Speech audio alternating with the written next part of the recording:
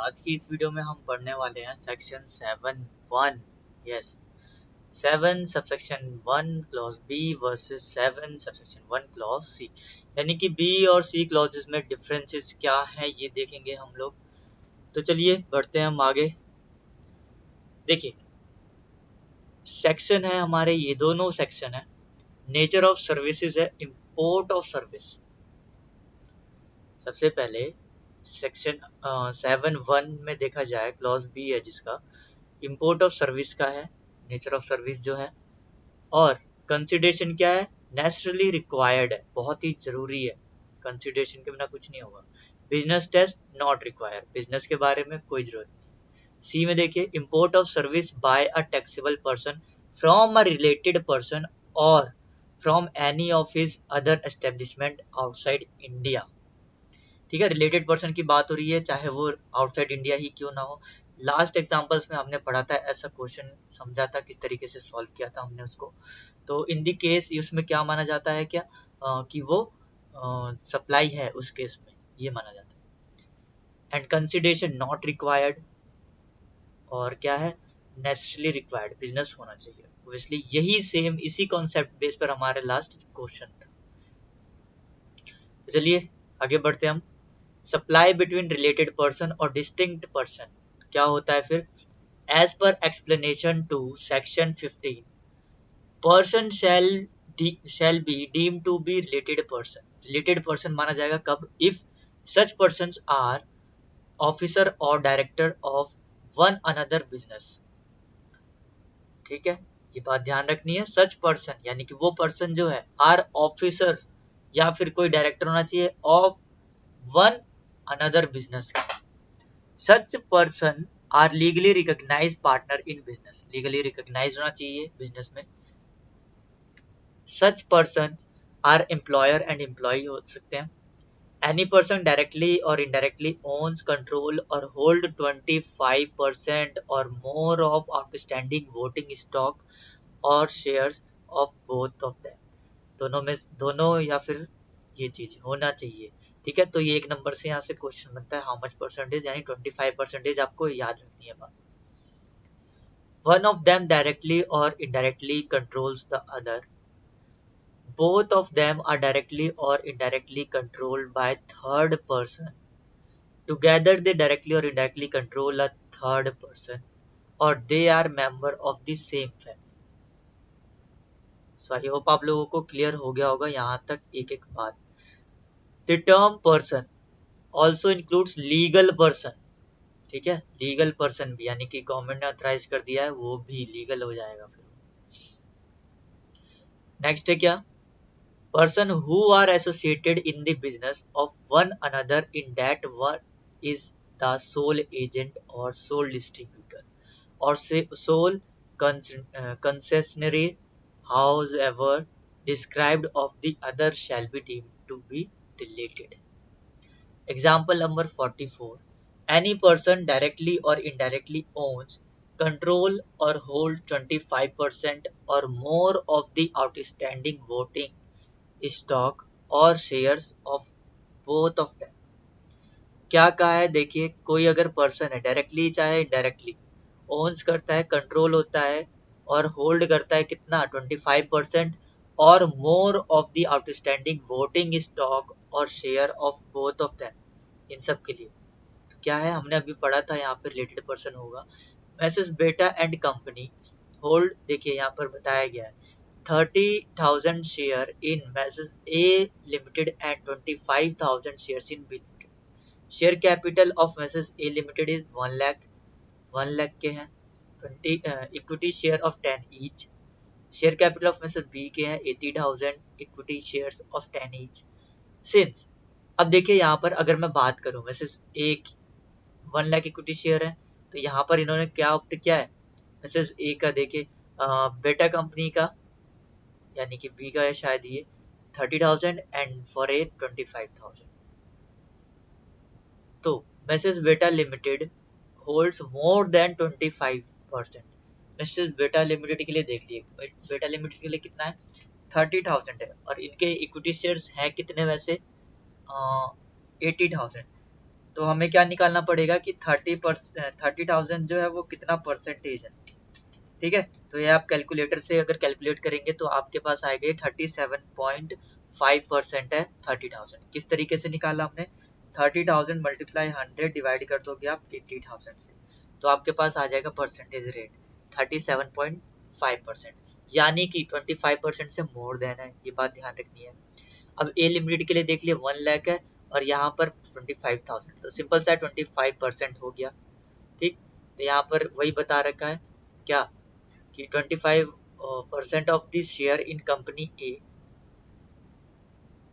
And B they will be considered as related person. ठीक है, बस इतना सिंपल सा था, यही चेक करना था बस। नेक्स्ट देखिए 45 example. Reliable group has 3 companies namely Mrs. T, Mrs. S and Mrs. O, Mrs. LA or O. As group companies and Mrs. Reliable Limited as a parent company है, ये हम पेरेंट कंपनी के बारे में पढ़ चुके हैं ऊपर। Mrs. Reliable Limited holds 25% of the shares in each group of company. Therefore, T, L and O companies will be considered as related person. ठीक है, 25% इन्होंने क्या कर रखा है, होल्ड कर रखा है शेयर, तो तीनों में क्या मान लिया जाएगा कि ये रिलेटेड पर्सन है। अच्छा कॉन्सेप्ट है ये, एक एक नंबर 2-2 नंबर में ऐसे ही क्वेश्चन पूछे जाते हैं अक्सर। Example number 46, Ravi and company a CMA firm है, employer who is represent his employee before the income tax authorities but does not charge any professional fee in respect of the same, is it supply liable to GST? देखिए मैं आपको समझा दूं क्या कह रहा है ये, कि एक सीएमए फर्म है रवि एंड कंपनी, एम्प्लॉयर है जिनके, हु इज रिप्रेजेंट, जो कि रिप्रेजेंट करते हैं हिज एम्प्लॉय को before the income tax authority, but does not charge any professional fee, कोई चार्ज नहीं करते हैं रिस्पेक्ट ऑफ द सेम। तो क्या ये सप्लाई है, किस चीज की सप्लाई, क्योंकि वो क्या करते हैं, चार्ज नहीं करते हैं कोई प्रोफेशनल फी। तो क्या हो गया ये, it would constitute a taxable supply under GST and be subject to levy and collection of tax। क्यों क्यों क्यों ऐसा क्यों हुआ, मुझे कोई रीजन बताएगा? देखिए मैं बता देता हूँ रीजन क्या है इसका, क्योंकि ये क्या है, दोनों रिलेटेड पर्सन है। एम्प्लॉयर और एम्प्लॉयर का कैसा रिलेशनशिप होता है, रिलेटेड पर्सन। ठीक है, ये बात ध्यान रखनी है, बहुत ही अच्छा कॉन्सेप्ट था यहाँ पर घुमाने वाला। सप्लाई इंक्लूड एंड एक्सक्लूड, क्या इंक्लूड होता है क्या एक्सक्लूड होता है, ये देखिए। Service provided by the employ to employer in the course of employment और not in the course of employment, then not in the course of employment है तो pay GST, and then in the course of employment है तो regular basis, contract basis. अगर regular basis है तो no GST पे करेगा, नहीं करेगा वो। ठीक है, और अगर कॉन्ट्रैक्ट बेसिस पर है तो employed by the company, employed by the contractor, ये देखना पड़ेगा। ठीक है, अगर ऐसा कुछ है तो पे जीएसटी करेगा। ठीक है, यानी कि कहने का मतलब क्या है, कॉन्ट्रैक्ट बेसिस पर है, एम्प्लॉयड बाय द कंपनी है तो नहीं पे करेगा, अगर एम्प्लॉयड बाय द कॉन्ट्रैक्टर है तो पे करेगा। ठीक है, इस तरीके से समझाया गया है। Example number 47, Ram has received a sum of 5 lakh from his employer on the premature termination of his contract of employment. Ram needs your advice as to whether such receipts are liable to GST। कहने का मतलब क्या है, राम ने receive किए हैं 5 लाख रुपए अपने एम्प्लॉयर से ऑन प्रीमेच्योर टर्मिनेशन के बाद ऑफ हिज कॉन्ट्रैक्ट के बाद। ठीक है, तो यस क्या ऐसा है, होगा वो, कहने का मतलब क्या है कि लायबल होगा जीएसटी पे करने के। तो आंसर देखिए, it is not a supply. अब भाई क्यों, ऐसा क्यों हुआ, as per section 7 subsection 2 clause A of CGST act 2017, supply excluded service provided by the employ to the employer. ये बात यहाँ पर समझने वाली है। In the course of employment cover under schedule 3। In the course of business है, employee है, क्या कर रहा है, एम्प्लॉय एम्प्लॉयर को सर्विस दे रहा है, hence amount of paid would not be chargeable to GST. कहने का मतलब क्या था, एम्प्लॉयर एम्प्लॉय आपस में ही सर्विस प्रोवाइड करवा रहे हैं, ऐसा नहीं है, वो दूसरे को देना चाहिए, यानी कि एम्प्लॉयर एम्प्लॉय है तो एम्प्लॉय को थर्ड पर्सन को देना चाहिए, तब वो जीएसटी पे लायबल होता है। तो नेक्स्ट देखिए 48 question number, mister Raju an employee provides his service on contract basis to an associate company of Vikram Enterprises, the employer. Associate company को क्या करती है, वो अपनी सर्विस प्रोवाइड करती है और कॉन्ट्रैक्ट बेसिस पर है, ये ध्यान रखना है। The above activity is being carried out in lieu of specific monetary consideration पर हो रहा है ये, is it supply? If so, who is liable to pay GST? Yes, it is a supply of service. Liability to pay GST is in the hands of associated company of Vikram enterprise. ठीक है, ये बात ध्यान रखनी है, क्यों? क्योंकि वो एसोसिएटेड कंपनी है। Since mister Raju supplied service for consideration to to associate company of Vikram enterprises but not to his employer, employer को नहीं दे रही है। अगर एम्प्लॉयर को देती तो गड़बड़ हो जाती ना यहाँ पर, है ना, फिर क्या होता, फिर वही लास्ट वाला केस आ जाता, not supply not GST liable to pay. However, Section 9(4) of the GST Act 2070 is suspended till this. Suspend करते गए, ये बात आपको ध्यान रखनी है, खत्म कर दिया। कहने का मतलब ये है, salary paid to partners by partnership firm is liable to GST। अब ये कौन सी बात हुई, सैलरी पे कर रहे हो भाई किसको, अपने पार्टनर को, तो ये क्या जीएसटी सप्लाई लायबल होगी? No no, it is not supply, it is merely an appropriation of profit, obviously. ठीक है, चलिए आगे बढ़ते हैं। Whether all the directors including managing director is an employee of the company, अगर ये क्या है, डायरेक्टर और मैनेजिंग डायरेक्टर क्या है, एम्प्लॉय है, तो क्या होता है, क्या इनको जीएसटी पे करना होगा? चलिए आइए पढ़ते हैं।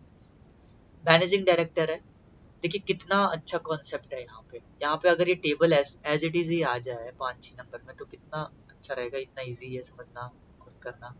ठीक, managing director, contractual relationship of master and servant, contractual relationship है मास्टर एंड सर्वेंट का।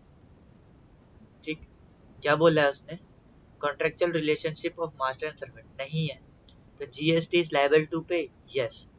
Who is liable to pay, company under RCM. ठीक है, रिवर्स चार्ज मैकेनिज्म काम करेगा यहाँ पे। Whole time director, yes, contractual relation है मास्टर एंड सर्वेंट के बीच में, GST is not liable to पे, नील हो जाएगा, कोई नहीं पे करेगा। एग्जीक्यूटिव डायरेक्टर है, सेम इसी तरीके से है कॉन्ट्रैक्ट, तो कोई नहीं पे करेगा। नॉन एग्जीक्यूटिव डायरेक्टर है, नहीं है कॉन्ट्रैक्ट, यस पे करना पड़ेगा कंपनी। ठीक है, कहने का मतलब है जहां पर नो हो रहा है उसे पे करना है, बस बात कर रहे हैं। ठीक है,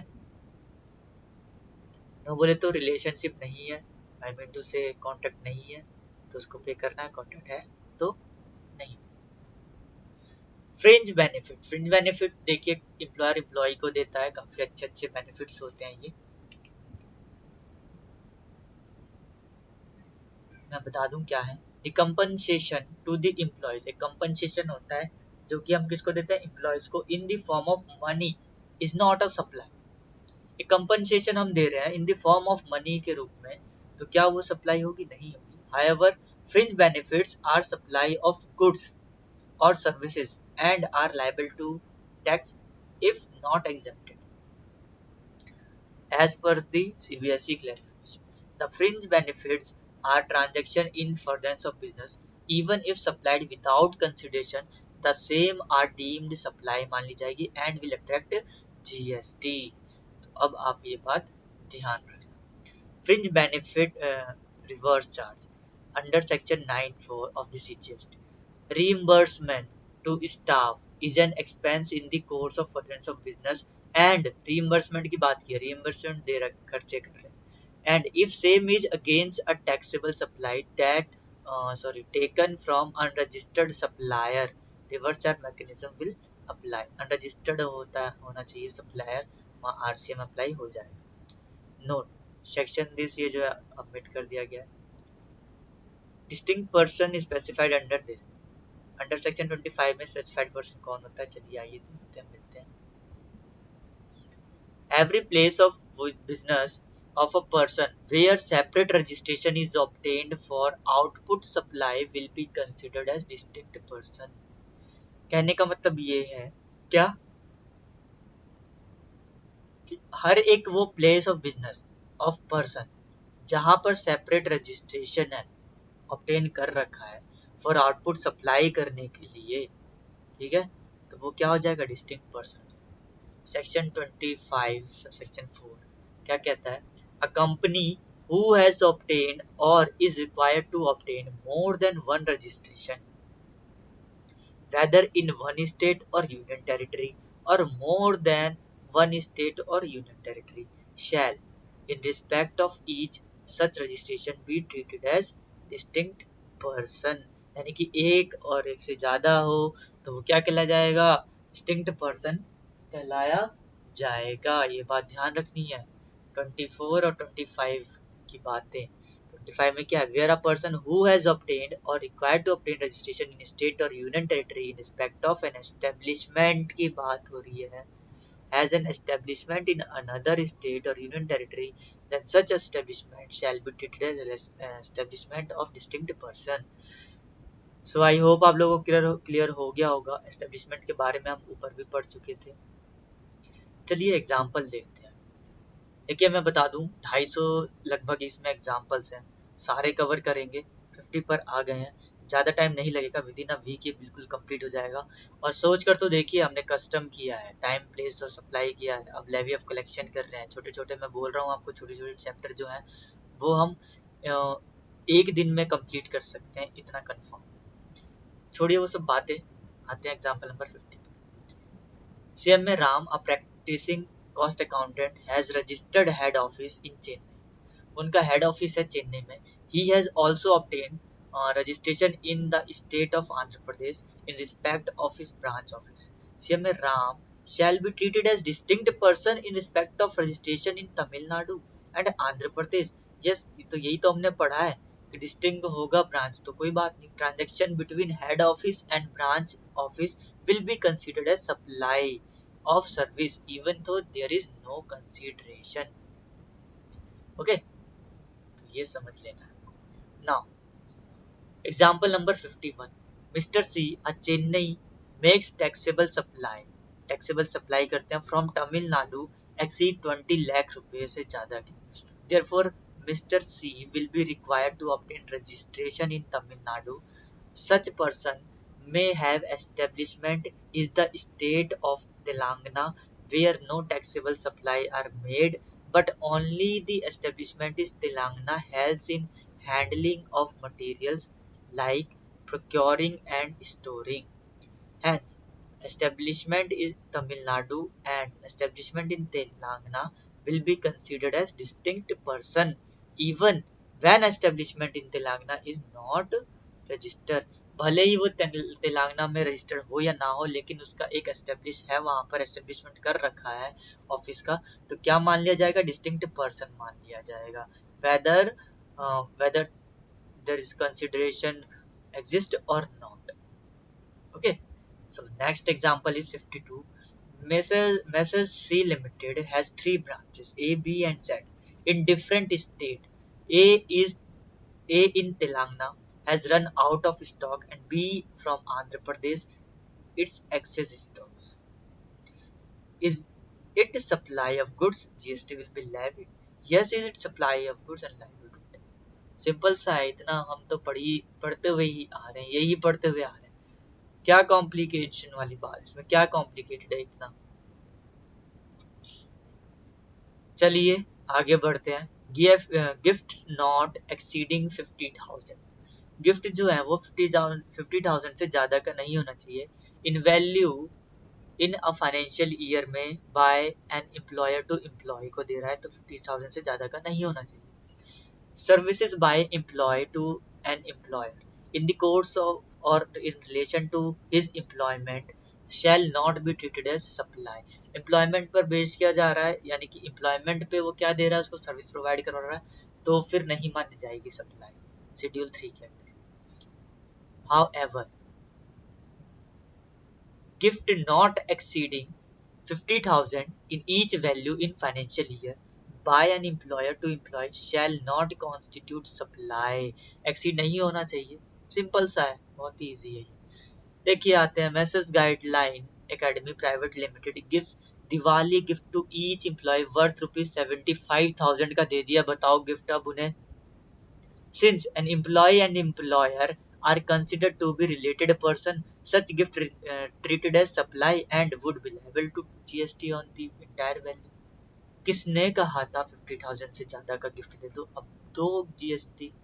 ठीक है, इस तरीके से ही सॉल्व करना है। कितना सिंपल सा तो है ये, जो कॉन्सेप्ट पढ़ा वैसा ही क्वेश्चन है। नेक्स्ट, सप्लाई टू एजेंट और बाय एजेंट। सप्लाई एजेंट को किया या एजेंट के द्वारा की हुई है सप्लाई। क्या होता है देखिए, सप्लाई, ऊपर कर लो इसको जरा।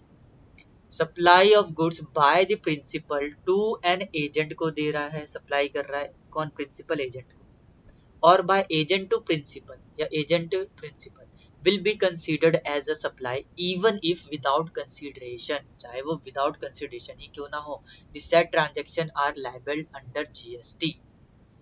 ओके, एग्जाम्पल देखिए 54। Message P limited registered person located in Cochin में रहते हैं वो, एंड हैविंग अ गोडाउन, उनका अपना गोडाउन है in Cochin, transfer the goods, transfer करते हैं गुड्स को to clearing and forwarding agent, okay, located in Chennai, जो कि चेन्नई में है।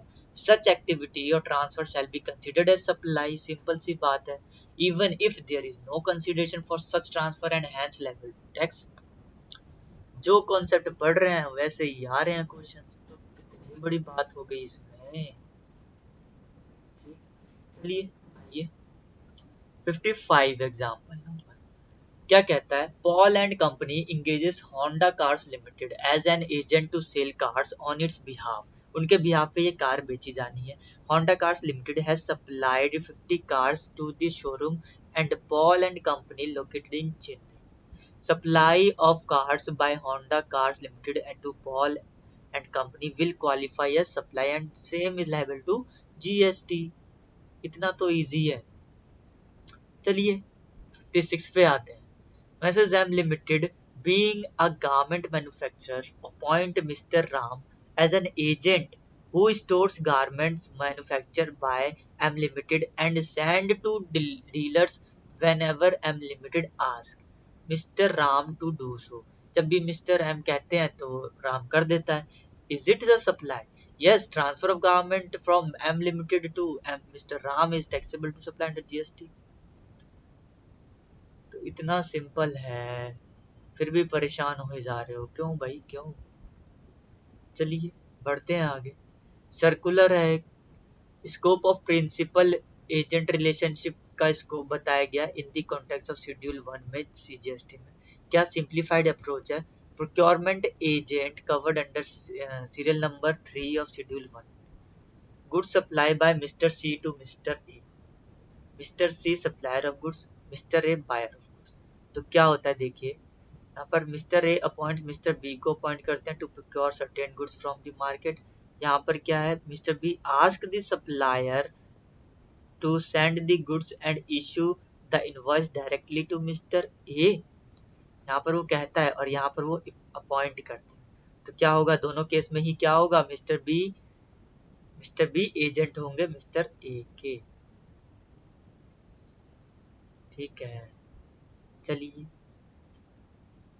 यहाँ पर एजेंट कौन है, यहाँ पर एजेंट होगा कौन, मिस्टर ए एजेंट होगा, जिसको बी ने, सॉरी एक बार दोबारा देखिए, इसको दोबारा देखिए, कुछ गड़बड़ हो गई है। यहाँ पर देखिए, मैं बता देता हूँ दोबारा से, डोंट वरी। क्या कह रहा है कि good supplied by mister C to mister A. Mister A को गुड सप्लाइड किए गए, ये रहे मिस्टर ए को गुड सप्लाई कर दिए गए हैं। मिस्टर ए ने अपॉइंट किया है मिस्टर बी को to procure certain goods from the market, ये गुड्स को प्रोक्योर करवाने के लिए, खत्म करवाने के लिए। तो सिंपल सी तो बात है, क्या बड़ी बात है, मिस्टर ए को अपॉइंट किया है तो मिस्टर ए एजेंट हो गए। ठीक है, किसके, mister A appoint mister B, तो मिस्टर बी हो गए ना, सॉरी यहाँ पे मिस्टर बी को अपॉइंट किया है। ओहो, मैं बार बार ये पढ़ ले रहा हूँ, आई एम रियली सॉरी।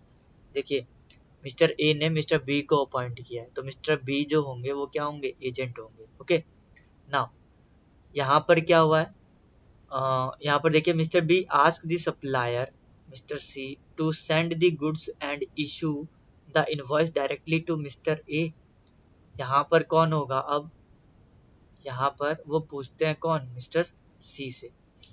तो कोई बड़ी बात नहीं है, आंसर में देखिए mister B is not an agent, mister B not an agent है ऑफ मिस्टर ए के for supply of goods in terms of schedule 1। Mister B is only acting as the procurement agent and has in no way involved himself in the supply of receipt of the goods। ये है answer इसका, ठीक है। I hope आप लोगों को अच्छे से समझ में आ गया होगा कि क्या कहना चाहता है ये क्वेश्चन।